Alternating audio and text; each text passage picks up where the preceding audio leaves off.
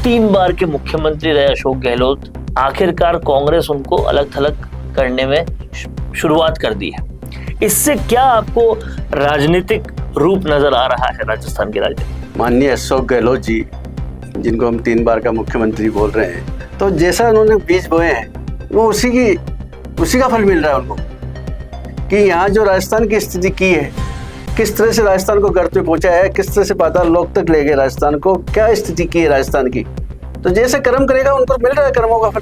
कुछ कर्जे का हिसाब लगाएंगे ना तो एक एक आदमी पे 1-1 लाख रुपए कर्जा छोड़ गए कि राजस्थान का कम से कम भी 10 साल पीछे ले गए, 15 साल पीछे ले गए राजस्थान को। 3 बार के मुख्यमंत्री रहे अशोक गहलोत को उनकी खुद की पार्टी कांग्रेस ने अलग थलग रखना शुरू कर दिया है।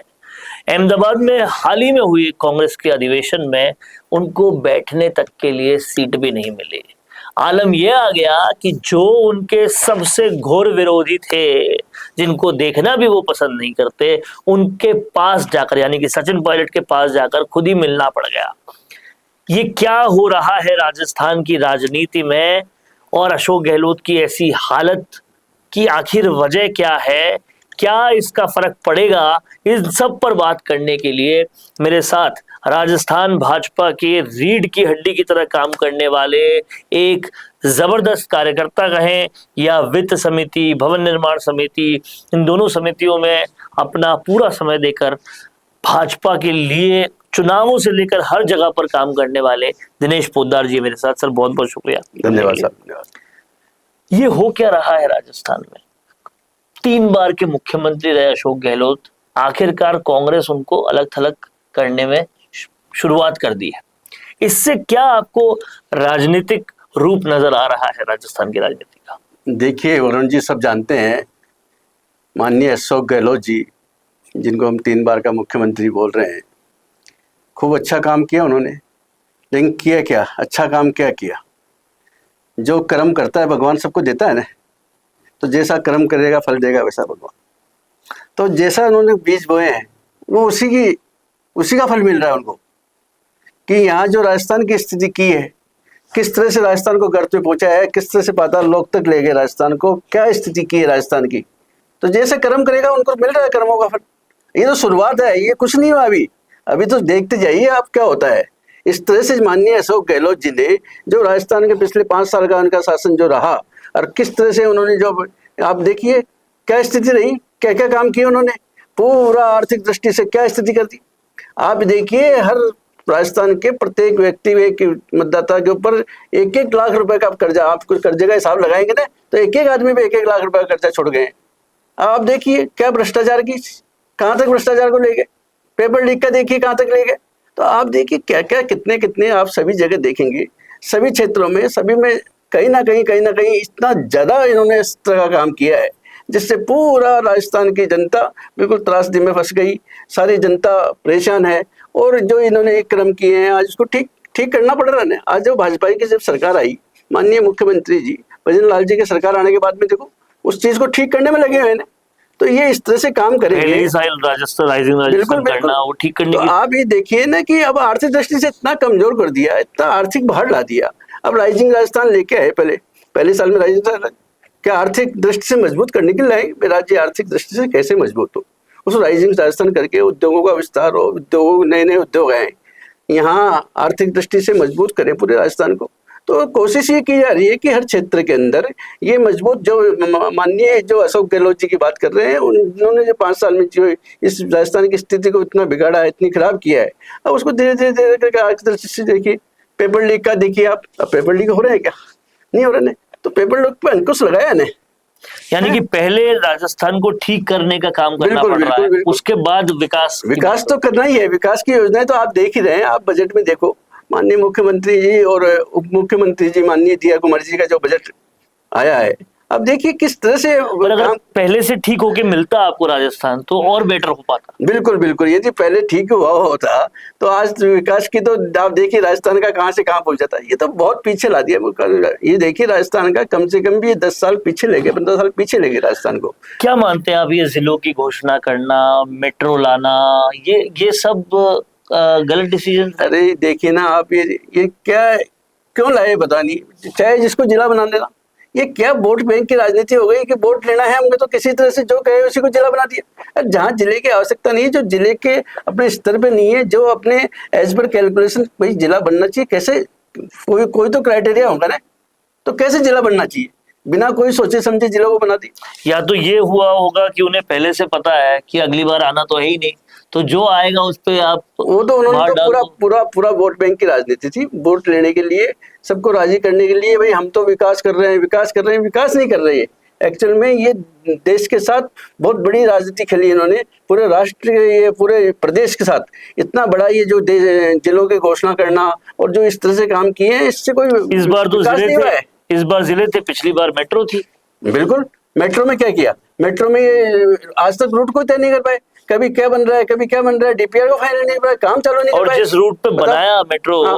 वो रूट पे बिल्कुल। ट्रैफिक था ही नहीं, तो जबकि इनके पास सही रूट की डीपीआर भी थी। बिल्कुल, आप देखिए ना, आप जो अभी मेट्रो का रूट बना है, नया रूट बना है, इसको टोटी तक ले गए, तो आवश्यकता है ना, जहाँ बनना चाहिए, डीपीआर बनना चाहिए, टाइम पर कार्य का चालू होना चाहिए। जो काम जब टाइम पर नहीं कर पाओगे, 10-10 साल तक काम ही चालू नहीं होगा, तो कैसे काम चलेगा। पिछले 5 साल में देख लो, मेट्रो का एक काम चालू नहीं हो पाया।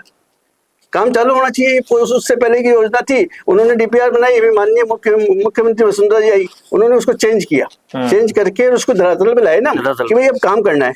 अभी फिर बाद में उन्होंने 5 साल में क्या किया, कुछ भी नहीं, काम ही चालू नहीं कर पाए।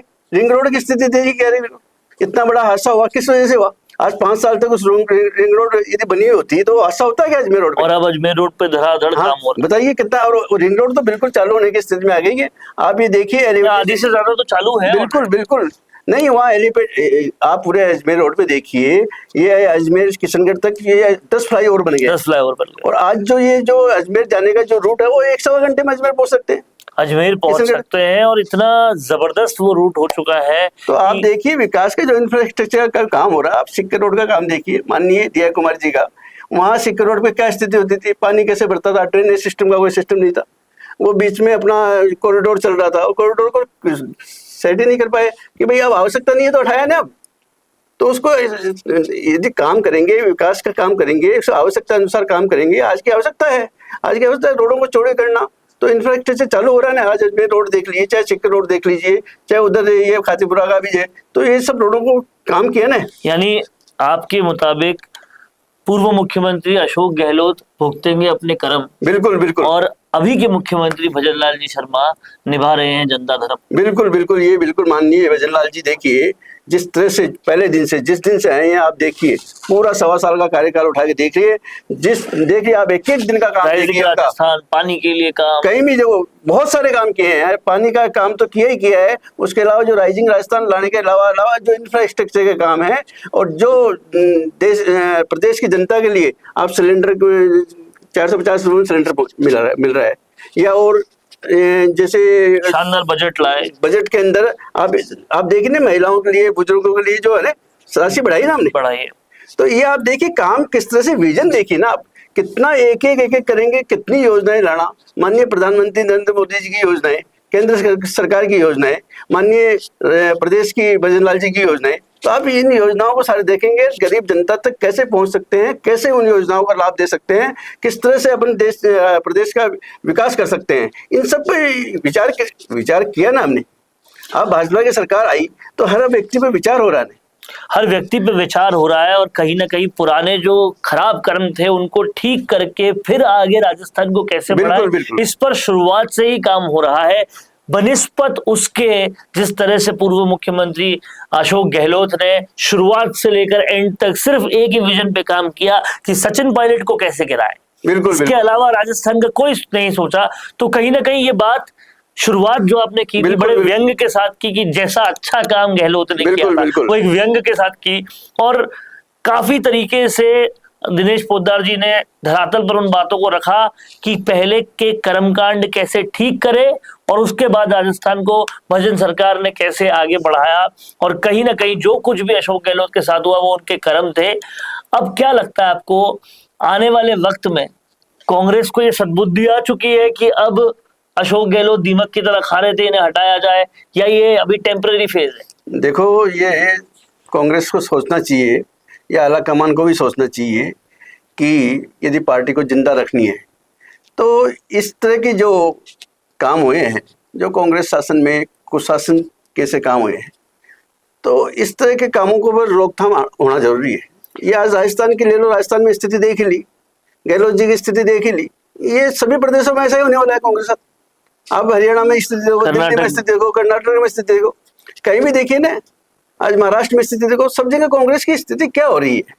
तो ये इस तरह की जो ये नीतियां हैं, काम करने का तरीका है, यदि इस तरह से ये गहलोत जी जैसे चलते रहेंगे तो मुझे नहीं लगता कि ये कांग्रेस की स्थिति ठीक होने वाली है। और ये जो मान लीजिए गहलोत जी के साथ जैसे आज सद्बुद्धि आई है, मान लो कुछ कांग्रेस ने सोचा है, तो बहुत अच्छी बात है। इसको मेरे भाजपा का तो हमेशा होता है कि काम करने वाले को तवज्जो दी जाती है, जो कार्यकर्ता काम करता है उसको आगे आता है।